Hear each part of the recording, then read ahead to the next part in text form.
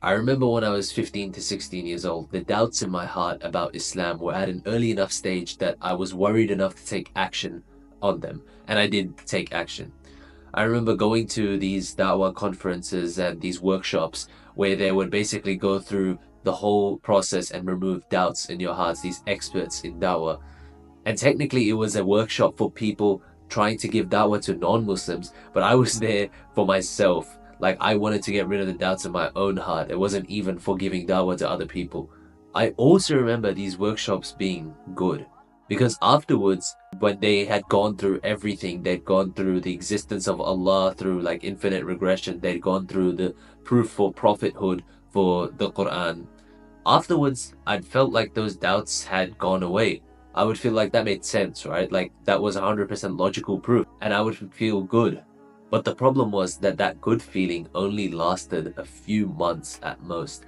Because soon enough, I was back on the internet, getting all that additional input into my brain and living the exact same lifestyle that I was before.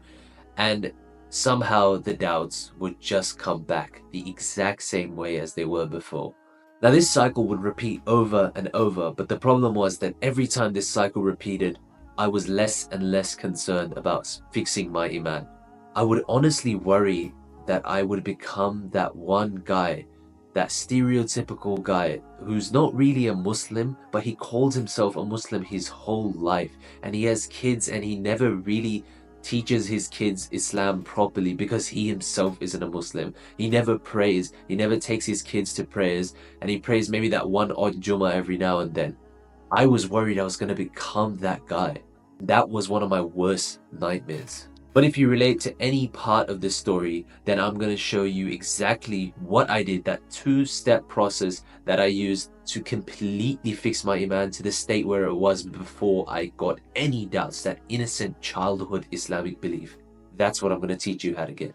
First of all, here's some good news. If you do go to these dawah conferences or you watch lectures online, try to fix your iman like through proof and logical proof, if you feel good afterwards, if you think like it makes sense, that's a good sign, because that means, and this should be pretty obvious, your iman isn't a problem of like logic or proof or anything like that. It's not an intellectual problem. The problem is that whenever your doubts come back, you just let them fester. You don't seek the appropriate medicine for it. You start living the same lifestyle as before, and you live the lifestyle of someone, a Muslim who has weak iman, instead of seeking guidance from the Creator himself. And so that is the first part of the two-step process. Step one is literally making dua to the Creator of the universe, because we can at least agree this much, if you're watching this video, is that there is a Creator of the universe. Like, God definitely does exist. In one way or another, in one shape or form, there is a Creator of the universe. And so what we're going to do is just raise our hands and make this simple dua or call or whatever you want to call it at this stage. I remember making this dua back in 2020, or some form of it, maybe not word for word what you saw on the screen, but some form of this dua, where I was basically just seeking guidance from the Creator. But I made this dua in front of the Kaaba. I was literally in Saudi Arabia, in front of the Kaaba in Mecca. During Umrah, I made this dua, because even then, like the first time I ever did Umrah when I was like 16 years old, I think, 16 or 17 years old, and it was 2020, I made Umrah and I wasn't getting the fulfillment that I wanted to have during Umrah. So that's when I made this dua. When I came back to Australia, literally for the next few months, I didn't feel anything. I didn't feel like I got a response to the duas, and I just slowly started forgetting about it. Till one day during Ramadan, I think, or after Ramadan, when I was by myself one night on the computer at 11 p.m. and got an ad for Duolingo, because I searched up like how to learn Arabic or something. I have no idea why I was searching that up, but I went to that link, the first link, Duolingo, clicked it, and before I knew it, I was sat there for half an hour doing these courses online.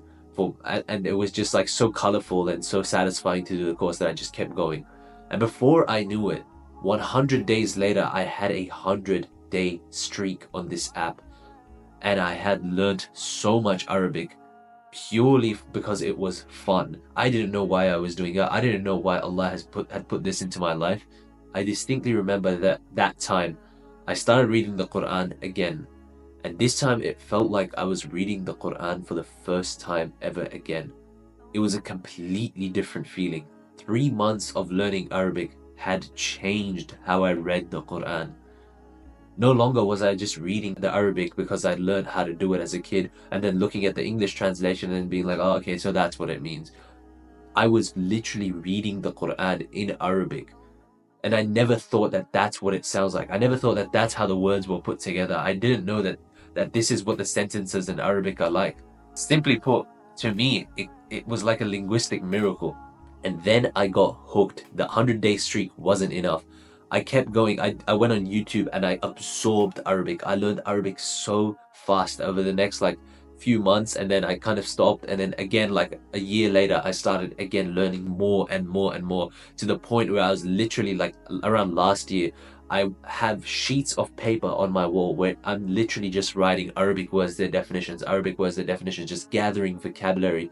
I was addicted to just learning more and more words. In my mind, I wanted to get to that point where I read the Quran when I open it and I could just read it without any English. Like I just didn't need an English. I could just grab an original Quran and just read it and understand everything. And to be honest, Alhamdulillah, I have gotten to a point where I'm able to read the Quran in Arabic and pretty much understand what's going on.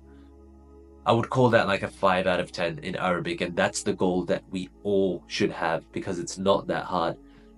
You see, me, I obviously got like really obsessed with Arabic. I learned it so fast, but that doesn't have to be you.